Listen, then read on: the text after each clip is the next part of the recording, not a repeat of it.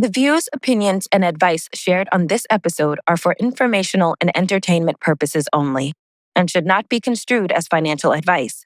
For full disclosure, at the time of recording, both Ryan and Sterling are personal investors in Goalsetter.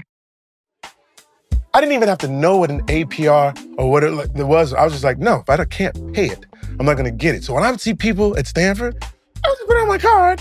And I was like, and by people, you mean? Yo, black ass. I was like, you mean me, specifically. That's what I just said. I was like, she can't afford that. And he was right, dear reader. He was absolutely right. This is We Don't Always Agree, the podcast where we thrive on hard conversations. I'm Ryan Michelle Buffet. And I'm Sterling K. Brown. We said I do almost 20 years ago. And two things about us: we love each other deeply and we can disagree deeply about a lot of things. That is true, but we've been learning how to disagree healthily. And this show is our way of pulling back the curtain and sharing our evolution with you. Bird, is you ready? Child, I'm ready. Are you ready? Let's go, big dog. We Don't Always Agree is recorded at the Blackbird House flagship in Culver City, California. Yo, here we are. All right, we are back. Are we back? What? We're back. A new episode. I know, bro. but we're back again. Yeah, you know, we're back what is again. it? I thought you were like doing like a commercial back again. break or There's something. a song, something, back again. Check to the left and let's begin. Party people in the house, jump, rejoice. Whoop. Okay, come on, stop. Maybe that's why. You're There's dumb. an age-old Start the wealth show, gap. man. I am. There's an age-old wealth gap. Usually probably because there's people like me doing this when they're trying to be serious. There is a wealth gap between Black folks and our white counterparts for many, many reasons. Not just for the dancing, but because it's systemic, right? So Well, there's because I want to give some little facts and figures just to give context around this. Give your figures. In 2002, there was a Federal Reserve consumer survey that showed that white households' median wealth is more than 5 times that of Black households. So you are good with numbers. So what is that? If the Black household is $20,000, that means the white household median is $100,000. Good girl. Yes, ma'am. Thank you. You got that. But in all seriousness, that's a huge gap. And you know, one of the things that has been spoken about a lot is systemic racism and how and what that means and what does it mean to come from all of the things that we've come through. But if you really want to quantify it, that is a very good way to wrap your brain around the vestiges and the historical ramifications of not only slavery, not only Jim Crow, but redlining and all the other things that went on. It's massive. It's massive because while we are blessed right now to be in a pretty good financial situation, but when you are sort of like the people in your family that are in that good situation, there's a tax that comes along with it from time to time and a desire to be of service and of help. Very much so. So in that, and we're talking about generational wealth and everything that goes into building it, like it can be a bit more precarious for us, given the fact that like, you know, you're trying to lift everybody up at the same time. Or a lot of folks who are in different situations that you mentioned from that, 5-to-1 ratio, they're like, their other family members are probably in a better situation, so they don't feel that pull to make the same sort of like, or being pulled in the same way to be of service in that way. They're like, oh, I can take care of myself and build for our generation. So we're talking about generational wealth. We're talking about what we learned and did not learn about money growing up. And how we want to shift that for our kids. Because folks can be real tight-lipped and quiet. Oh, we don't talk about. Or that's grown folks' business. That's grown one of those sort of things. You know. We don't talk about some of the choices that we made, both positive and negative with regards to how we've dealt with our own finances. And then sort of the legacy that we want to leave for our children, for our community. Beyond just dollar signs. Well, dollars too, but all of it. So let's jump in. Okay, great. All right. Talk to me about what did you learn about money growing up? Okay, this is an interesting question because, we've talked a lot about family and things like that. Yeah. But one thing that I want to kind of talk about in terms of my family is that I feel like I had two sort of sets of families growing up, right? Explain. Like I had my, so my mom and my biological father were not married. And then It is a very long story, but it's just suffice it to say that it was podcast. It's another podcast. Yeah. But suffice it to say that it was me, my mom, my grandmother, right? Okay. I put that in the sort of first chunk of from birth to like 8, okay. And from birth to 8, I feel like I was exposed to money, but as a problem, right? Money was a problem. We either didn't have enough of it or we wanted more. And, my grandmother played the lotto. There was a lot of dreaming of what when I get the lotto and saving and layaway. And she was a senior citizen while she was raising me. My mother left me to pursue her dreams in New York. And I stayed back home in St. Louis with my grandmother. Yeah. So I can remember, I always thought that the food stamps were so much prettier than the regular dollars because food stamps came in different colors. So this is interesting. No, and I can remember her pulling, and they had a shine to them. Yeah, they had like a little sheen shine. They shine. And I can remember that. I can remember back so you remember growing up and you're like, oh, I want food stamps. Well, I didn't know they were food stamps. I just thought they were like the special money. I hear you. But I can also remember my grandmother counting pennies. I remember the checkbook, but it never, I didn't know what any of it really was, but they were very open about the money and just the struggle of it, and paying the bills. I knew bills were bad, and I knew bills were bad, and they came. And this means a lot. This explains like your mail habits and how things get delivered. I'm like, hey, Bird, have you seen this bill? You're like, uh-huh. You gonna do anything? This is earlier in the relationship, and I was like, are you going to do something?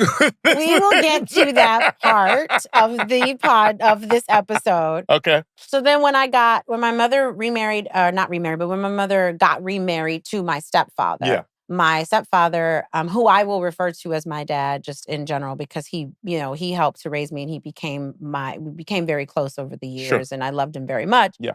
But he was very tight-lipped about money, and he was successful. He was a very successful man. He was in corporate America, and he was actually one of the first Black people in information systems technology, which we now know as tech. So he was one of the first people to be in tech. He actually started a company called ISMMF, which was to get more Black people.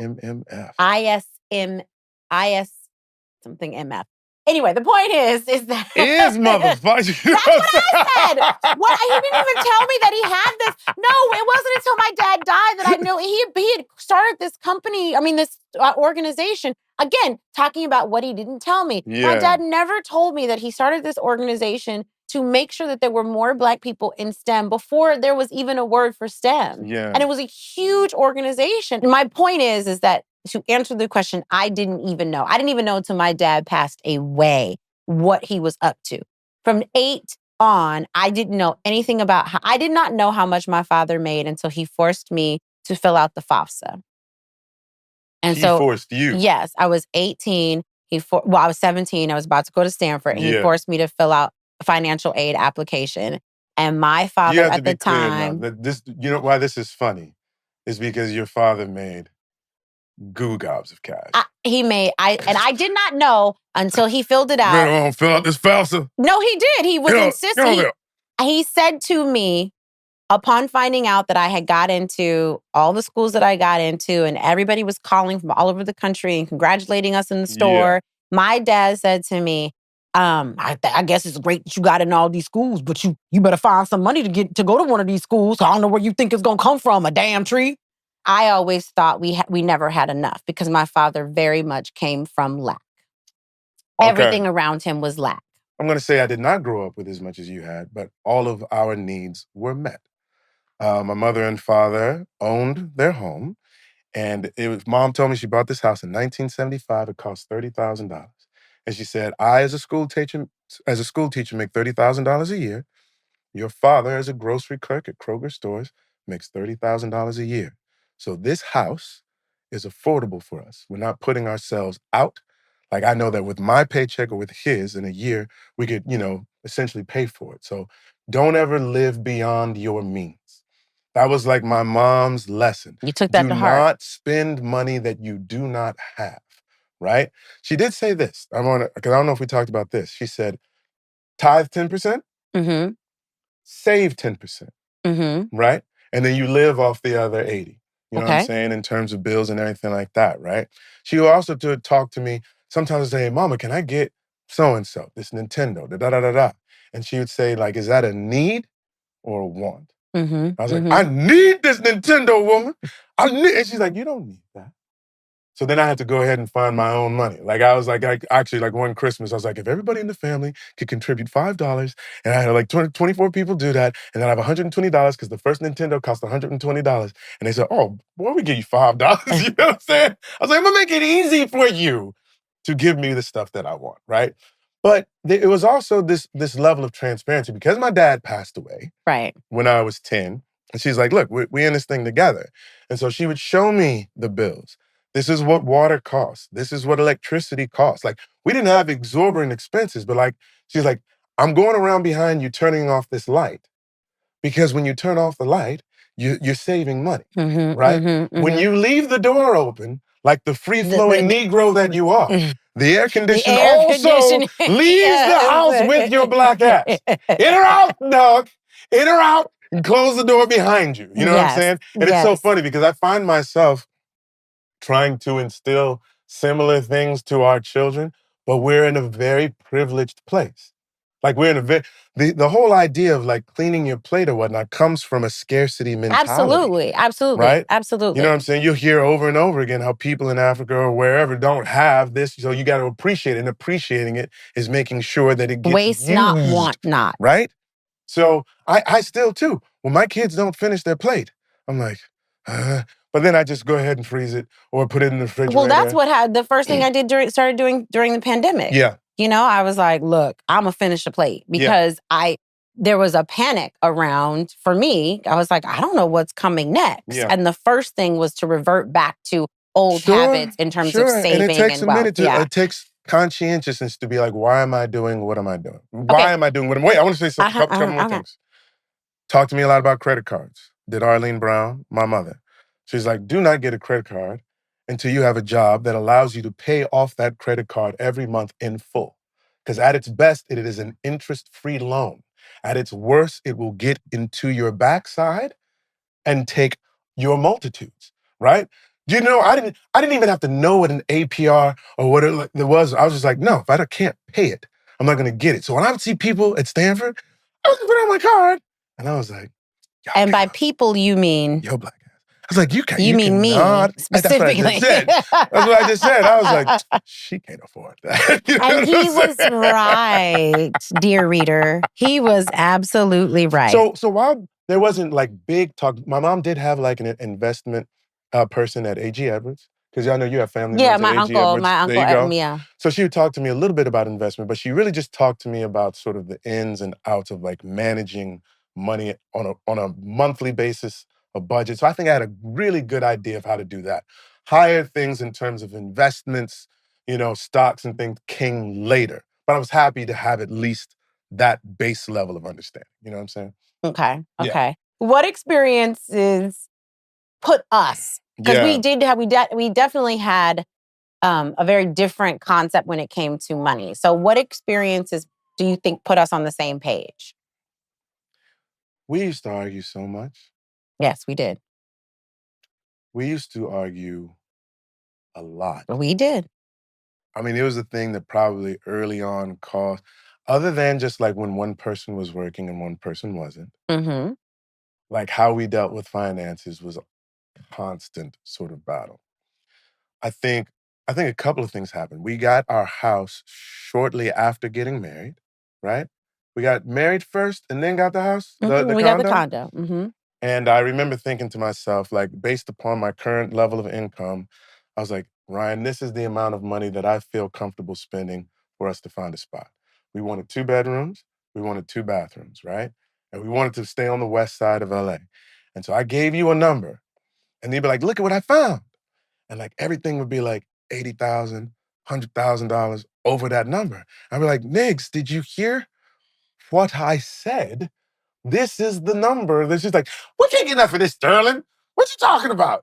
I was like, we can find something decent for this number, right? So anyway, we found the condo and I was like, okay, I will try to meet you where you are. But it was a really interesting thing because at the time, this is pre-2000, 2006. 7, because it was right before the crash. And then 2008 is when the crash happened. And you were telling me this story about going to church and like you can get home ownership or whatnot, and you don't have to put 20% down. You don't have to put anything down. They just give you a house. I'm like, this don't sound like what my mama told me.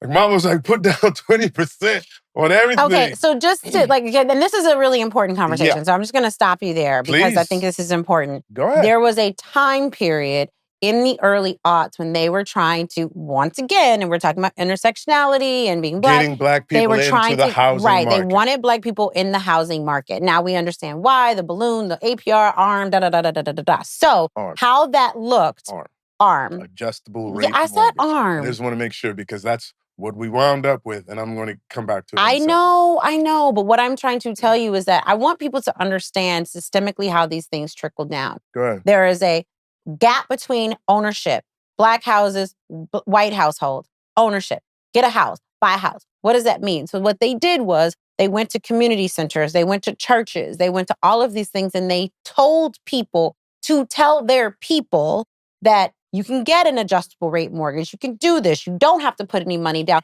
And when you're taking a free class from West Angeles Church of God in Christ, you get what you pay for, Jack. Holla. What I'm trying to tell people and what I want people to understand was that it was coming from a trusted source for me. Okay. Coupled with I can see that. Prosperity gospel, coupled with, because that was very much a thing in the early odds. And it was very much like... It goes directly against spending money that you ain't got. Okay, but that's what I'm trying to say, Sterling, is that there was a lot of conversation around, this is how we build wealth. And this is how you do this. And this is how people have been doing it for years. And use your money to make money and da-da-da-da-da. And you hear all of these adages and you put it together and then somebody sits you in a class and says, this is how you buy a house. Right. What are you supposed to do other than think that, well, I'm doing something that is going to build wealth for my family? Now, I understand. You were right. You were absolutely right. Say it one more time. Sweet Jesus, Mary, and Joseph. I ain't. Go and take it to the camera. I don't know. Go on, you can continue. I'm sorry, I was listening to... Go ahead. I got you. Oh, but I was listening to the president. I'm sorry. I'm a patriotic. I can't help the fact that I love my country. Continue. Anyway, so because of a love for my country and a love of God, I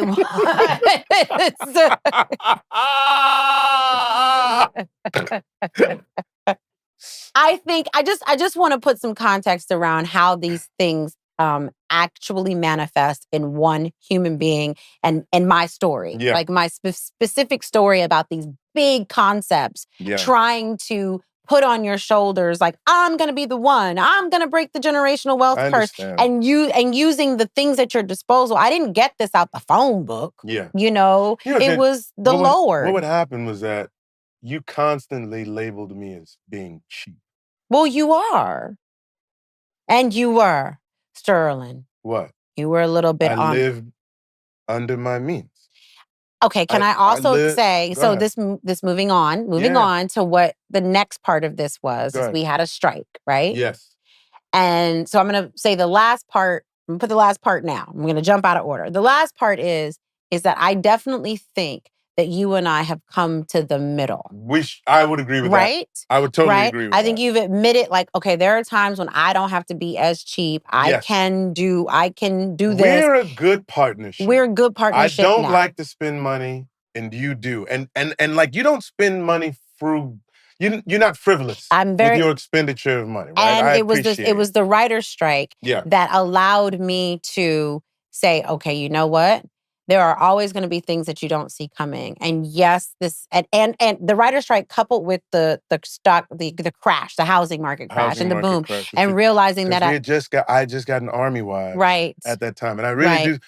And we were lucky because the condo that we bought was one of the few condos that wasn't underwater when everything went down, because we got it under market value. Sure. Yes. So we were never underwater. So we never had to deal with that. I mean, And I realized at that moment that like maybe because I had gone to West Angeles Church of God of Christ and got my little, I was like, maybe there was a little blessing in there. And God was like, this girl is really trying. So let me go ahead on and bless her with this little extra $20,000 that made all the difference in terms of not being underwater. So I will say again, and when we're talking about generational wealth and we're talking about building wealth, that was a stroke of luck. That had nothing to do with me, you, anybody. Like that was just luck that we didn't end up underwater on this first condo. And then we were able to use that condo to, we haven't sold it. We still, and again. I'll give you this credit, Bert. I'll say this. And I'm not even trying to humble brag. I'm just talking about how we're trying to build wealth. This is one thing that you insisted on, is trying to maintain properties. Where I was like, well, let's sell this one so we can get the next one. You're like, well, if we can make enough to where we don't have to sell it, but we can get something else. LA property is expensive and it appreciates in value. And I want to say thank you because we do have a few pieces of property. And if it were up to me, we wouldn't. So. Yes. And I want to say thank you for reminding me, if you want to keep this house, that means that we have to wait. We can't just go jump into the next house. Right. We have to make sure that we can keep this house. So we can put 20% down on so this we can next put 20% down. No, I mean, and I guess in all joking aside, that's how the partnership, I think, really did come together because one of the things that was the worst argument in our relationship ultimately became something that I think we both are very proud of in terms of how we are now able to talk about money very freely and really listen to one another. I agree. Right? Since we talked a little bit about what it was like for me and how it was for you in terms of growing up, I want to give credit where credit is due to Arlene Brown. Snaps. Love you, Ma. For making sure that everything was very transparent between you and she. Yeah. And it also feels like your household was your house. She gave you ownership. Without entitlement. So how do you think we are going to continue to teach our children to respect the privilege and access they have without entitlement? Because we talk about this a lot. Like our kids are growing up very differently than us. Than either one of us, for sure. Quick anecdote. When I graduated from high school, my mom was very concerned about me having senioritis, second semester, senior year. She said, if you get all A's, I give you $1,000. I was like, she ain't said nothing but a word, bruh. Talk less, Ma. I went out, I got all A's, second semester, senior year. She gave me $1,000. Within a week of the graduation, she said, hey, listen, you earned that money. You worked hard for it. It is yours. I have a couple of bills coming up that I need to pay. Would it be possible to get a loan? She asked me for a loan. My mother asked her son that she just gave $1,000 for a loan. I said, Mama, you can take the money. She said, I'm not asking for it. I said, it's okay. Take the money. Because my mom made a promise and she owned that promise. And I did not want to put her through her paces in any shape, form, or fashion. I was like, take it. And then at that night at 18, I was like, Brown, you got to make this shit happen. It's not about a fallback sort of thing. I have a single mom who's been, early retirement. Then just a couple of years later, she adopted babies, she had 3 babies in her house. And I was like, And I would listen to other friends be like, yeah, I called my mom and my dad and they gave me a little thing. And I was like, that must be nice. That must be really cool. But at the same time, I was fucking focused, son. You know what I'm saying? When they say focus, man, when you know you can't go back, you're like, I have no other choice but to be focused, right? So now our kids have options. They do. They absolutely do. They absolutely do. And they have figuring out like what it means to instill grit to get for yourself. Because as our teacher, Jim Calder, once told us, what you do for your children, they don't have to do for themselves. That's right. He lives in my head because this is what I'm always like, dude, but Jim, like, I don't want my children to ever feel like this is my house, not your house. No, right? So we're because that's how I was taught. We are in the midst of finding the balance in between. So listen, in this one, we don't always agree, but today it looks like We're doing better. I hope people have put this in their calendars. This is 2024 manifest. We have agreed. We're doing better. We are aligned. We used to argue a lot, and we don't anymore. There is hope. There's a blessing. There is hope. Lesson: earn more money first. So but what like do we also, agree and disagree on? We agree. We do tithe. We talk a little bit about that. Like it is that sort of like spiritual centering and believing in the law of circulation. Very much that so. Putting something out is like sowing a seed that comes back to you. Yes, right? Like yes. I think we are living proof that is the truth. I think that 10% is the most important 10% that I put out into the world. We agree. I used to tithe on my unemployment checks. Yes. Yes. You used to get mad at me for not taking unemployment. I'd be like, I don't want no welfare. And I was like, it's true, it's not welfare. Yes, and I was like, we paid into the system. We paid into this money on the table. But I tithed on that money on the table. And what else do we... We want to set our children up for success. Yes. We're in the midst of figuring out what that looks like. Given the fact that like, they're not coming from hardship. Like they're not coming from struggle. And so like, they can still have respect and appreciation for it. Because I've seen people who not come from struggle appreciate money. So yeah. So we know that it's possible. Exactly. So we both agree on trying to figure out how we raise them to be. I mean, and so far, like, Amari and Andrew, they see people, we have to give money. When they see, we live in LA and there are a lot of people who are unhoused. Yeah. And so we make sure that we have dollars. And every time we give $1, we say the prayer. We say a prayer like, may this be enough for this person. May this person have what they need in this moment. And we are grateful for that we have what we need in this moment. Yeah. And God, whatever we can do to continue to pray for this person, that their blessings and wealth be manifest in their life, right? Like we pray that prayer. They are empathetic beings. When they see people with less than, they're able to recognize, oh, we have something that they don't. So I appreciate that they have that. Same. Okay. All right. So we agree on a lot of stuff about this money. And we had a guest coming up joining us today because she's doing amazing things at the intersection of tech and financial literacy. So we want to share the wealth literally. So stay tuned for more. We don't always agree, even though today we're doing all right. Okay. So if you are anything like me, finding the perfect, and I mean perfect holiday gift can be a bit of a challenge. But I found the secret weapon, Uncommon Goods. Thank God. They have an amazing selection of gifts that are truly out of the ordinary. She's absolutely right. I love them. They have the most unique finds. Spark something uncommon this holiday with just the right gift from Uncommon Goods. I just got this gorgeous handmade whiskey decanter set for a friend, and they couldn't believe it was handcrafted by a small business here in the U.S. Which is really important to us, right? It is. You can get things like a beautiful personalized family puzzle that everyone can enjoy together for family time, right? Yes, ma'am. It's meaningful, and it's something you're not going to find in any big box store. And when you shop at Uncommon Goods, you're supporting artists and small independent businesses. Yes, you are. And they give back. With every purchase, Uncommon Goods donates $1 to a nonprofit partner of your choice. That's over $3 million donated so far. It's a lot of money. That's a lot of money. So if you're looking for something unique this season, check them out. To get 15% off your next gift, go to uncommongoods.com/WDAA. That's uncommongoods.com/WDAA for 15% off. Uncommon Goods. We're all out of the ordinary. This holiday season, let's talk about gifting Cozy Earth.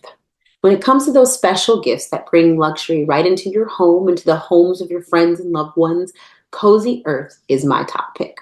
Their bamboo sheet set is honestly the ultimate gift. Imagine giving someone the comfort of a great night's sleep, night after night after night. Cozy Earth's bamboo sheet set turns a bed into a serene escape.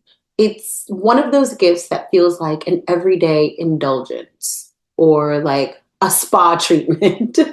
They also have a great selection of cozy loungewear, perfect for unwinding at home or, and this is very important, staying comfortable while traveling. It's designed to feel luxurious, but it's also something you'll reach for every day. And let's not forget their women's stretch knit long sleeve bamboo pajama set. It's perfect for those relaxing holiday mornings or the not so relaxing holiday mornings or those cozy nights in, keeping you comfortable and stylish all season. And their quality it's just top notch. Cozy Earth sheet and loungewear are incredibly breathable, keeping you cool through the night, and they're built to last with a 10-year guarantee. So visit cozyearth.com/WDAA and use my exclusive 40% off code WDAA to give the gift of luxury this holiday season. One last thing. If you get a post-purchase survey, make sure to mention that you heard about Cozy Earth from this podcast. Wrap the ones you love in luxury with Cozy Earth.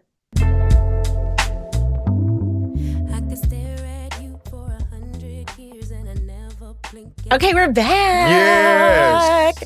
I am so excited. And believe it or not, our next guest is Tanya Van Court, who is everything and amazing and wonderful.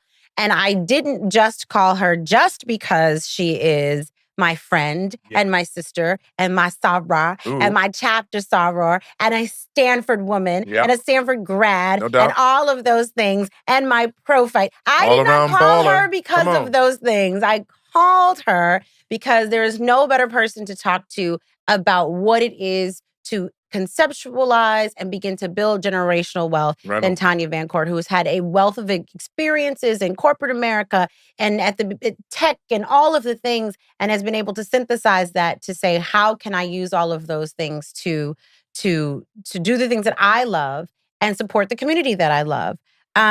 She is the founder of the Goal Setter app. Okay, which she'll get into, but just so you guys know, it is, and we'll drop all this stuff obviously in the show notes, but it's a family financial literacy and savings app, right?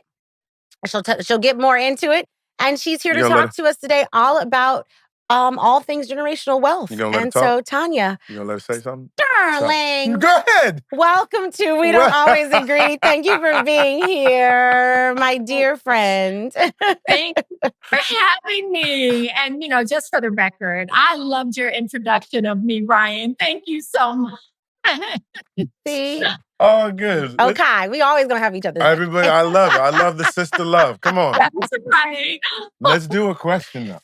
What are the biggest financial lessons you remember being taught growing up? So, Ryan, that's a great question for me because my mother was an elementary school teacher in Oakland, California.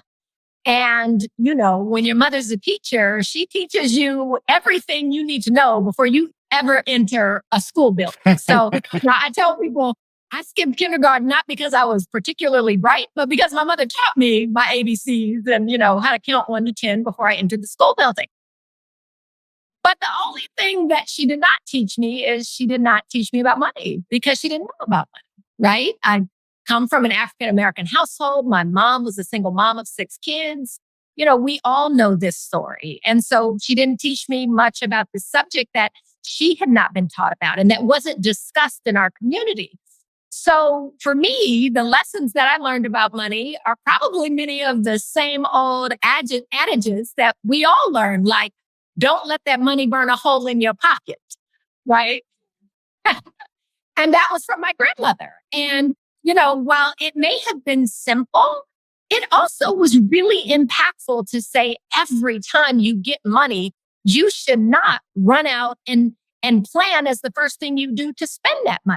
Now, she didn't have an answer necessarily for what I should do with the money, but she knew that it was important to convey to me that I shouldn't spend every dollar I got, right? Okay. So that was one of the first lessons. I'll tell you a second lesson, also again from my grandmother, that was really important for me. My grandmother had maybe an 8th grade education and came from the South, came from Oklahoma out to California. And she got a job at the post office. And at the post office, it was a blue collar job. She was sorting mail for all intents and purposes. And I remember her coming home and saying, those other women at the post office are spending all their money on cashmere sweaters. What do I need with a cashmere sweater? I need a house. Okay. I like that. And, my grandmother told me early on, we aren't renting people. We are buying people. Wow. Okay. And so those small morsels, right? Those were morsels that helped me to define very early on how I thought about money. I thought you can't spend all your money. I thought, oh my goodness, these people are spending all their money on luxury goods when they should be spending all their money on durable goods, right? I thought that my definition and how I look at myself should be as a person who owns and not just as a person who rents. And that changes your perspective early on who you are and on your relationship with money. Those are incredible lessons to have had inculcated within you at a very young age. And they didn't get granular in terms of the specifics, but the general idea is that like, we don't rent, we own. We put our money towards things that aren't luxuries, but necessities and things that can sort of grow in value, right?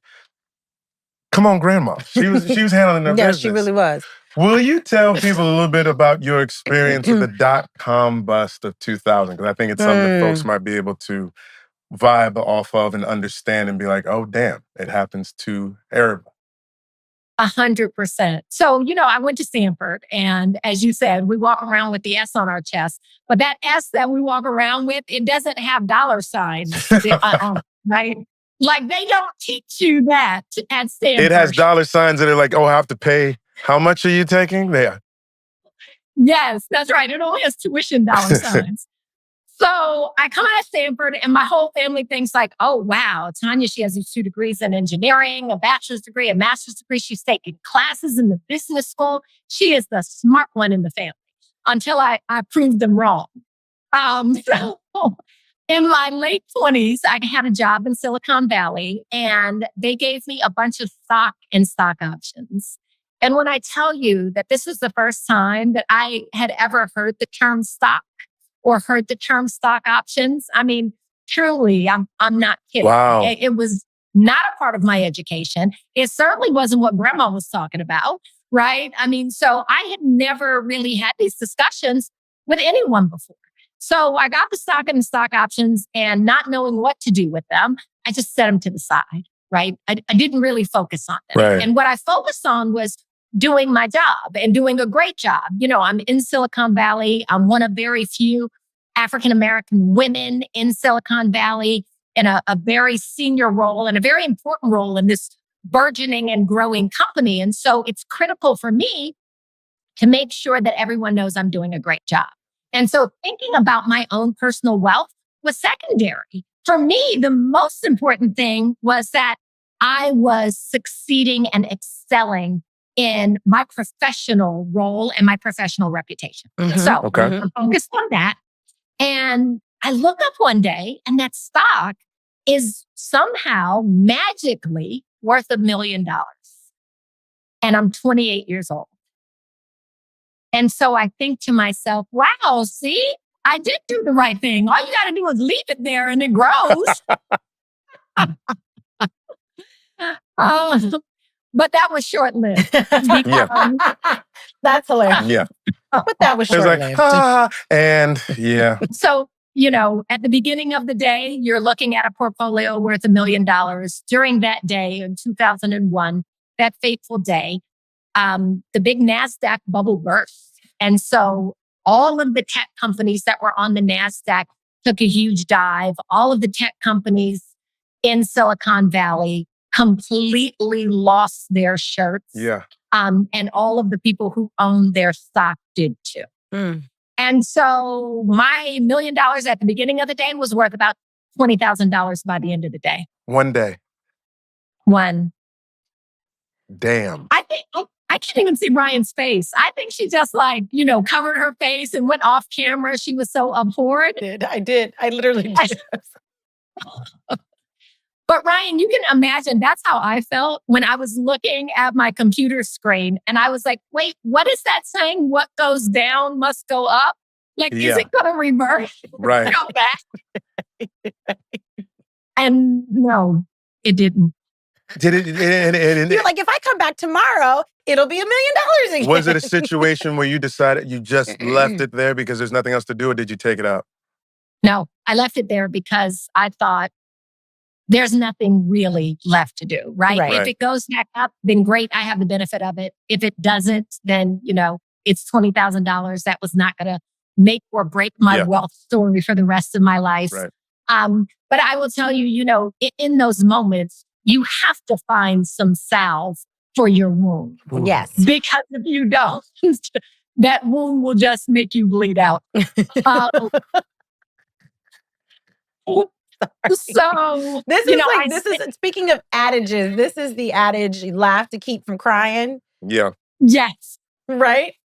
Yes. 100%, Ryan. Thank you. I wish I had you there with me in 2001 so you could have, laughed with me because I think I was crying.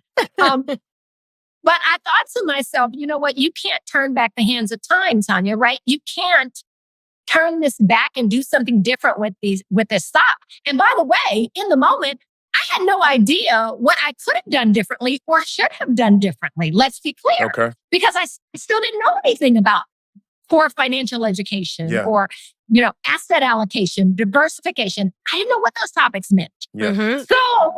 So, I really didn't know if this was like a cataclysm, like a tornado that you just can't avoid and you just have to duck, or if there was something that I could have done differently or could have done to prepare. Mm-hmm. So I thought, I can't turn back the hands of time. All I can do is make sure this doesn't happen to my own kids when I have them. And that was that from my womb, right? That was I had to have learned this lesson for a reason. Yeah. And I have to be able to pass this lesson on to those who mean the most to me or who will mean the most to me because I didn't even have kids. You didn't even have kids at that point, but you knew okay, I can't do anything about past me, but I can do something about future me's, like mini me's. Yeah. Yes, memes. Yes. And is that where this future memes for future memes?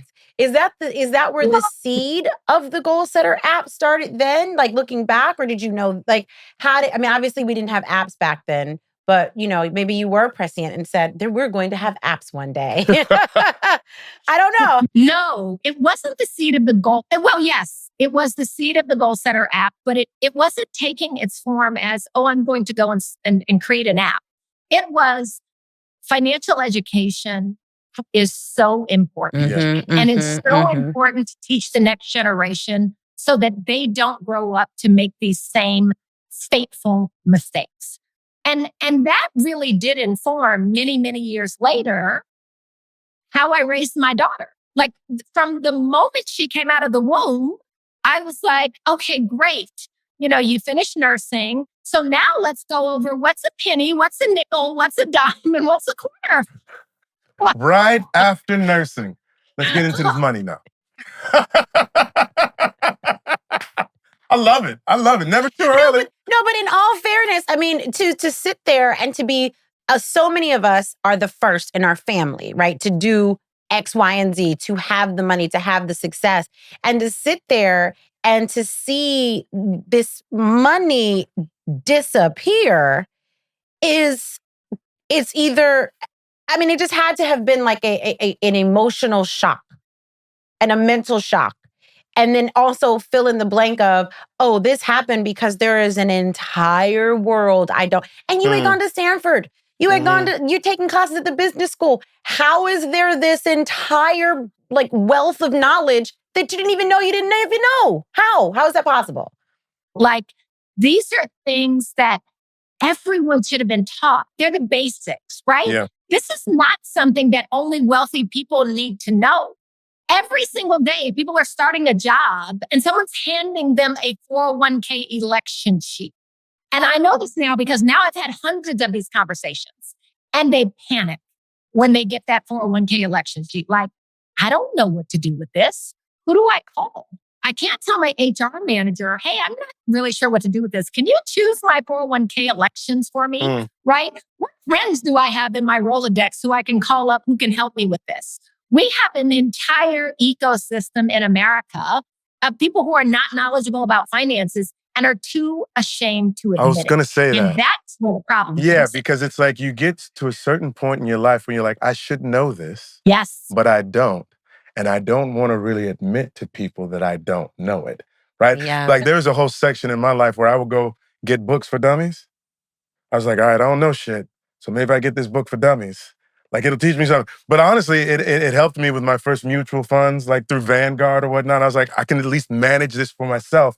And I'm doing something with my money other than having it sit in the bank. But like even me, I was like, the only close friends where I'd be like, hey man, what you doing with your money? You know what I'm saying? Yeah. But like having that conversation out loud, I think is something that people can admit to and sort of own more readily because we grow together, you know? And I will admit to not knowing what a 401 election sheet is. I've never seen one. I don't know what you're talking. It's a corporate American thing. I'd be something, whatever it is. I don't know. I was like, you elect your like, do you hold office? Like, who's the president? Do you run? Like, I don't know. So I'll just be honest. I don't know. Good for you, Bird. I love that. I love that because you know what you just said, Ryan? You gave so many people permission to say, me too, right? Yeah. And Sterling, right? You gave so many people permission to say, oh, it's okay for me to go and buy a, retirement fund for dummies book right? Like, and that's what we need to do. We need to give people permission to say, I don't understand this, because the minute that you continue to operate as if you understand money when you really don't, that's the minute when you are losing. You are losing money. You are not investing it. You're investing it in the wrong places. So thank you for giving people permission to say, yeah, I don't really understand that either. Well, that's great. Can we talk a little bit about your app? What the Goal Setter app does, how it addresses financial literacy, where people can find it, how you came up with the idea, like all things Goal Setter. Let's break it down. Yes, please. So I told you I started teaching my daughter everything I could about money from the time that she was born. And when she was 8, about to turn 9, she said, Mommy, for my 9th birthday, I really only want 2 things. And I said, what's that? And she said, enough money to save for an investment account and a bike. Come on, sis. You taught her well. Yeah. Yes. I need an account. And I need an account. I patted myself. I did what Ryan is doing. See, I did that. And I said, job well done. But then I thought, if I can get every child like you to say that, I could change the world. And by this juncture, I had worked at Nickelodeon and ESPN and Discovery Education. And I had really cut my teeth on how do you create content and digital apps that are engaging and exciting, but at the same time educational. And so I thought, if I could bring all of that, all of those tools, all of those skill sets, all of that knowledge from the media and entertainment space into the financial services sector, then finally we could make finance accessible and fun and interesting and engaging everyone. And so I thought, well, if I can do this for kids, then truly it can revolutionize in a generation. It can start to close wealth gaps and have the next generation understand the minute they get their first paycheck, what should I do with this first paycheck? And how do I invest it? And how do I build wealth? And so that's how Goal Setter was formed. It was formed not because I wanted to be a tech entrepreneur. I quite frankly didn't even know what a fintech entrepreneur was. Yeah. It was born because I wanted to change the world. And all of the apps that I saw coming out of Silicon Valley that were finance apps, they were apps like Cash App and Venmo that don't teach anyone how to build wealth. They, in fact, just help people send and spend money really, really easily. Send and spend. And that's not what I wanted for my kids. It's not what I want for any of the kids in America. And I knew that it would take a different kind of founder with a different kind of background to create a different kind of app. And that's what Goal Setter is. Love that, man. So that leads me to my next question, which is, what has been the biggest financial lesson you have learned that you pass down to your children? And by children, I mean your own children, and then the people that are now the children you've taken on with Goal Setter. We're listening into our listeners, and we're like, all right, whatever you say, I'm about to do this with my children. Right. And I'm going to do it with me too, because we can talk a little bit later about that. But like, I have not been the best with finances. So I'm like, all ears. Oh my goodness. Okay. I love this question. And you just inspired me by saying that, whatever you say, we're going to do it with our children. So when I told you that my daughter said when she was 8 years old, I want enough money to start an investment account, that didn't come from the ether. It actually came from my financial advisor. And my financial advisor had said to me that his son, he challenged his son to raise $100. And he said, if you raise/save $100, I'll match you that $100 and we'll start an investment account for you. And so I said, that's a great idea. And so I went to my daughter and I said the same thing. Now, my daughter was running around. Remember, she's 8 years old. So she's like doing extra math homework because you guys were right. I'm a techie, right? And so like math homework could get you $5 because I place value on your ability to do exponents when you're 8. So in our family, it's jokes. If you tell a joke, you get $5. Does it have to be funny? Because it's gotta be we gotta laugh legitimately. Yeah, if we don't laugh, you ain't getting paid. You ain't getting $5. Okay. I was gonna say I can rack up in your family, but maybe not. Okay. So, she was running around doing all these things to raise this $100 because she was super excited, right? If I get to $100, my mom will match me $100 and we'll set up an investment account. So her first question was, what's an investment account? And so I had to explain to her the concept of you take money and you put it into a vehicle that helps that money to grow and hopefully helps that money to grow faster than if you just stick the money into a savings account. And so I gave her examples of what that could mean, right? So if I have $100,000 today and you have $100,000 today, if you put your $100,000 into a savings account at 1% interest, then in 30 years, you'll have somewhere around $125,000, maybe $150,000, right? Don't quote me on the exact number, but you can run it easily. If you put that money into the S&P 500 and it yields 7% on average every year, which is about what that's done for the past 30 years. In 30 years, you'll have $761,000. Big difference. Big difference. Yeah. So she got all excited. Okay, great. Now I got to save this $100 so mommy can match the $100, right? Yeah. So she starts doing her extra math, doing extra chores around the house. She gets the $30. And then May 31st is coming up. And May 31st is her 9th birthday. And she realizes, as many of our kids do, they don't need anything. Please tell me what your boys need, Ryan. Sterling. Nothing. What do your boys need? They don't need nothing. They're good. Right? They're good. So she realizes there's not really anything I really, really want because I pretty much have all the core things I want. And that's when she's like, but if I can get that $70 for my birthday, that extra $70, I get to the 100 and mommy has to match me the 100 and I get the investment account. Okay. You didn't raise no food. That's right. So that's what I would say my most powerful lesson, both for myself and for my daughter, has been, right? Starting early. That is beautiful. That is really beautiful. My mom, when I was 10, so not 8, my dad gave me my first $100 bill. She took me to the bank to start a savings account, not an investment account, but a savings account. And the savings account at that time yielded 6% on the dollar, right? Which is like, if you could get 6% on a savings account now, you'd be like, sold. You know what I mean? Like, exactly. You're not getting that kind of return anywhere. But there's such a huge difference between holding on and having your money actively working for you. So kudos to your investor and for you. And I think when we go home, I'm going to issue this challenge to our children. I do have one question. Did you take her did you, was it important, or maybe it wasn't important because our kids are much more digital, but did you take her somewhere to do this? Like when she finally got that money and you finally matched it, did you show her? Did you go to your investment guy? What happened after the money was gotten? Good question.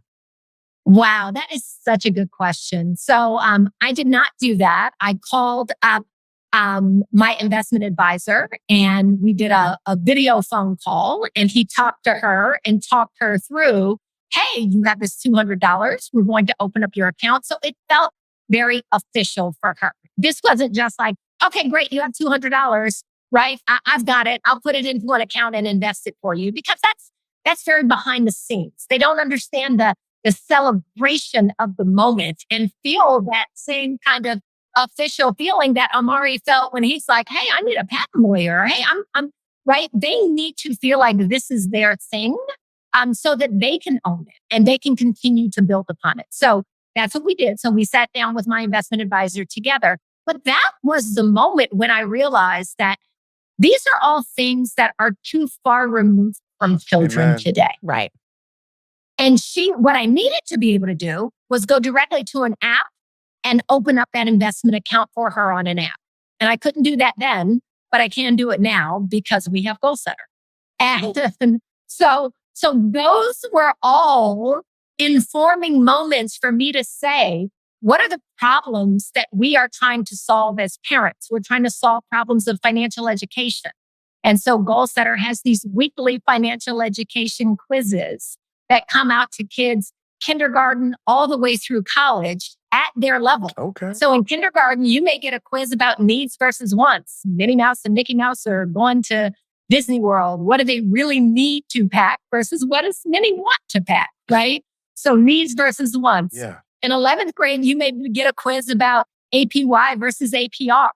As a college student, you may get a quiz about mortgage interest rates and points on a loan. Okay. So you're learning all of these topics at your level, but you're learning them all through memes and gifs from popular culture. So they're fun and engaging and funny and they're accessible, right? You can understand them.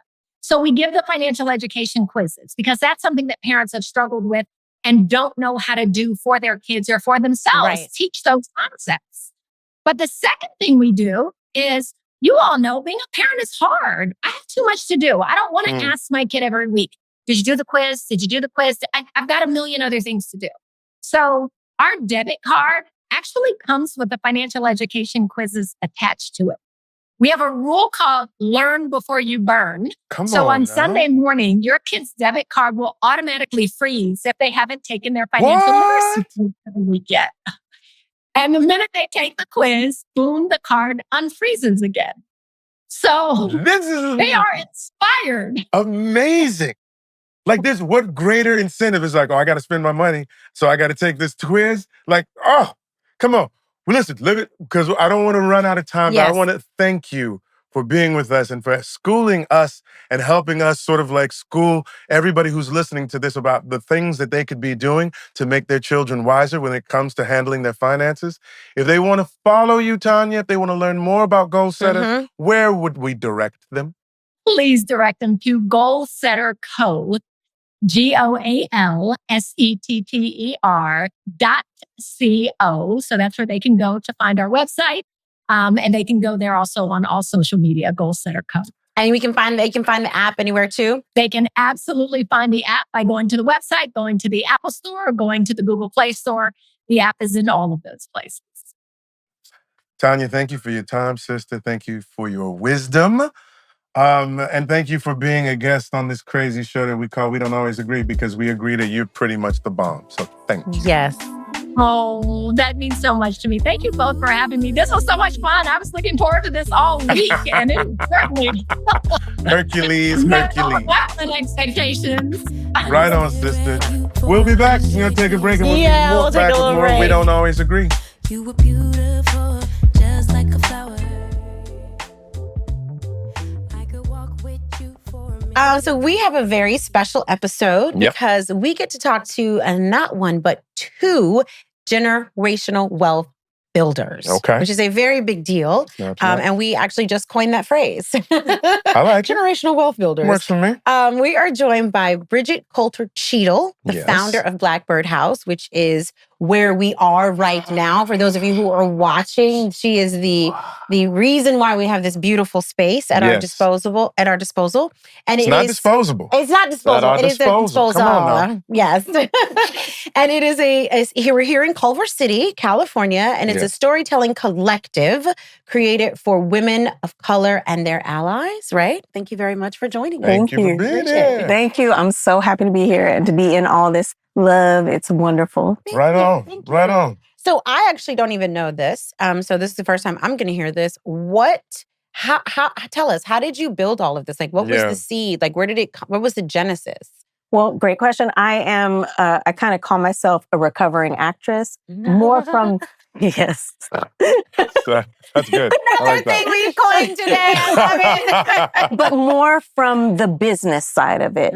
When we had our kids and all of these things happened, so I pursued another career in interior design, ended up completing a master level program there, serial social impact entrepreneur, did entrepreneur work, did nonprofit work, just a curious creative. So the creative, the storytelling part of acting, I love that part of it. The business, I knew when I was at an audition and the casting director said I'm stupid, and I was like, that's really an inappropriate thing to say to an actress. The casting director said that you're stupid. They said something stupid. Oh, okay. Okay, gotcha. Yeah. No, they did not say I was stupid. You stupid. No, she did say I was one of them after I said the things that I said, which was more like, sometimes they make a comment about you and it's inappropriate. And I you're say, supposed look, to laugh it off. I have enough sense of self. I'm insecure like everybody else, but I have enough sense of self to say, you shouldn't say that to a young actor coming in here. You can take someone down a whole thing. And I was like, okay, I should retire. I should take a break from the business side of it. Yeah. All that to say, the beautiful thing that came up is just learning to speak for yourself, learning to understand these entrepreneurial things. As an actor, I had an agent and a manager, all these people who handled your business. And I didn't realize I also had my own voice. So as I was finding myself as an entrepreneur and a creative, I found myself in co-working spaces through, having an office or a meeting. And I didn't see a lot of people who looked like us and looked like me. And I felt excited to be there. And you'd have water cooler conversations with other entrepreneurs. And instead of being alone in your silo in your studio, you were in community. And I had this thought of wonder what it would be like if the tables were turned, if the people in the space, majority of the people in the space look like us. And we had safe space that's intentional, that is curated for the way we think, that's designed with that thought of your auntie's house. And at the same time, your chic auntie who travels and is a badass and is like, hey, I got this girl, but also keeps you in your place when you're going to, when you have too bad of an attitude. So the entire concept of it was, how do we tell our stories ourselves? How do we create a space to connect business-wise, be well, and what does that look like? And so my design acumen, I brought that into the picture as another character in the story. So essentially, I thought I was creating a community theater. Yeah. But that's what the original intention thing was. Like a community wellness space to gather and work. But what I've discovered is that storytelling studio, storytelling collective, the core of every business across every industry is story. What is your story? What is your why? Why are you doing it? So all the experiences that I had led to the moment where I was compelled to invest as much time and energy and self-funding as I could to create this space. Because when I went to people to invest, there wasn't a lot of excitement about our niche. It's always told it's niche. So I was like, well, I guess I'm the one to do it. 2 questions real quick. How many different places did you scout before you found this location? Great question. So I opened I visited 35 different spaces. I looked online between LA, New York, and San Francisco. I looked online at 1,000 across the world. This is 2018. Dang. So I did the research, a Google researcher in that, and then physically visited spaces because I wanted to understand the core of what that was. And then start to understand what are these, we're kind of talking about Black wealth and legacy and generational wealth, and start to understand what are these mechanisms and these systems that are set up, and why does this group have more? Tech guys have a ton of them. Right. And now tech is everybody. Everybody's involved. So it was the curiosity of what does that space look like? And then once I realized LA, I kept being drawn to Culver City. It's Silicon Beach. And I wanted to represent, I looked everywhere, all, South LA, West, East. And ultimately, we do want to go to the Valley too, because there's a lot of us there. Sure. Yeah. But Culver City, Silicon Beach, representation, excellence, beautiful design. I wanted our house to be in the middle of the conversation. Okay. And people walk by and they see our sign, the Black-owned sign by Patrick Martinez. They see us in here and they stop at the window. It's a very beautiful window at the front. Yes, it's very and they're like, window. what is happening in here? They're not used to seeing us in this location anymore. Right. So that was a very intentional placement. So I looked at quite a few, and we opened about 8 minutes from here pre-pandemic. That when the pandemic shut us down, full on cliff. And this is our second location. Wow. So we recouped and like gathered up for the 2 years and went virtual. And then we opened this. So it didn't shut you down completely. You just had to sort of revamp things and restart, and now you're back stronger, better than ever. Yeah. Talk to us a little bit about like generational wealth or whatnot. What are your hopes for this communal space in terms of how it impacts future generations? Beautiful question. And I'm so glad you are posing this on this. It is a universal conversation that's happening right now. There's a push-pull, but the truth is we know, data shows, studies show that diversity and equity is good for everyone. Amen. It's good for safety, health, well-being, and connection. So generationally, there's information that we haven't been privy to because of the way that the fabric of this country was built on inequities. Come on, Bridget. So right now we're unraveling that fabric, and it's messy, and there's kinks, and there's disturbances, and we're reweaving it with more equity, which means it's more colorful and beautiful and layered and textured. But there's a fear that means somebody will have less. Like it's a zero-sum game. Yeah. It is a zero-sum game. Thank you. It's enough for everybody. Everybody. There is enough. Yes. So that idea of generational wealth to me is both a combination of knowledge, access to knowledge, resources, and shifting and funding. Black women-owned businesses get less than 3%. Women-owned businesses, less than 3% of the VC money available. That's Black wild. women are 0.001% of the money.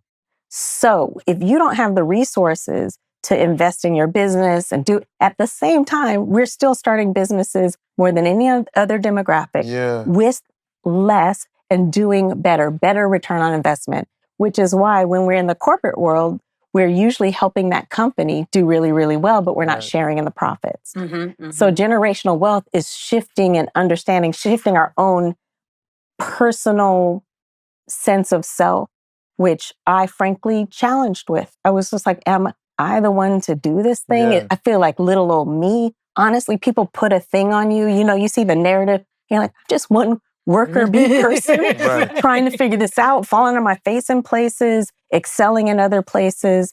And then essentially, once I realized we're a storytelling studio, and the story of that is how do we get equity?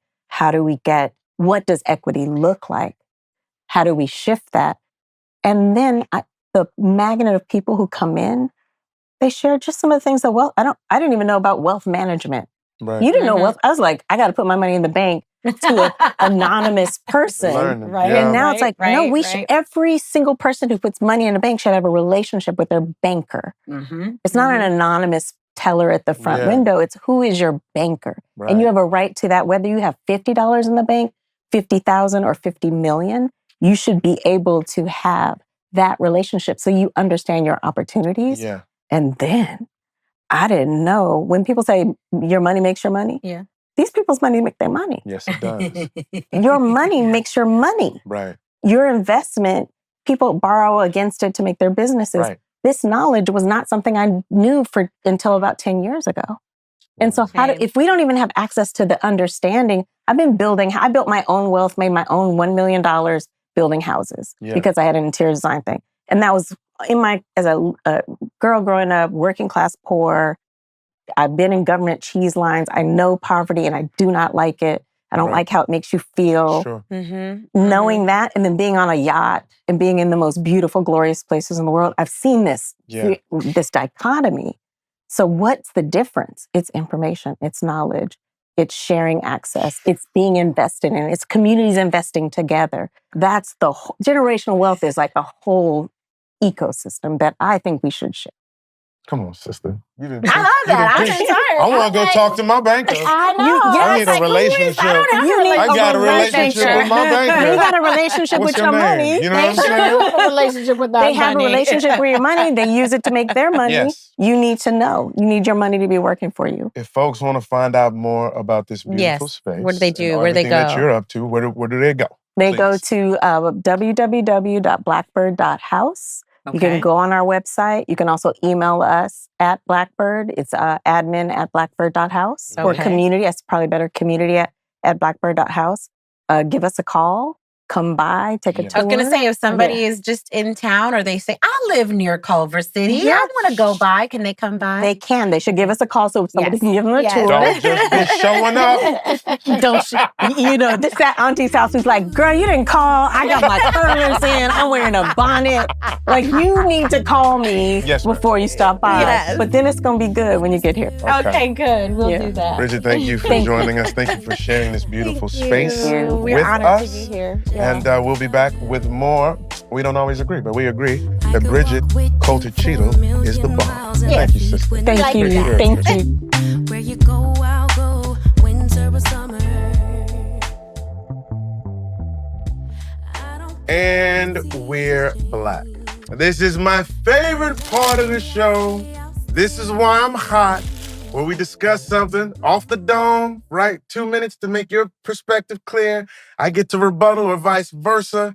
It may come to blows. We may agree. We may disagree. But often, more times than not, I'm going to win. Would you like to introduce the topic, Bird? Yes. Bring your shit.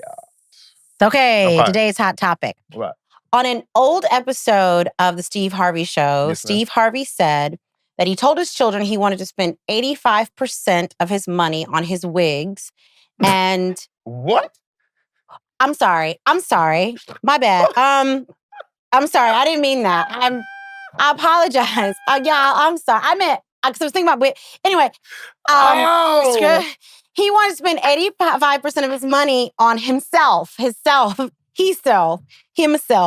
and a mama. Use a ninja / current wife, whichever wife. Who's that? I don't know, somebody's mama, whichever's mama. It's her. And he was only going to leave about 5 to 10% to his children. Okay.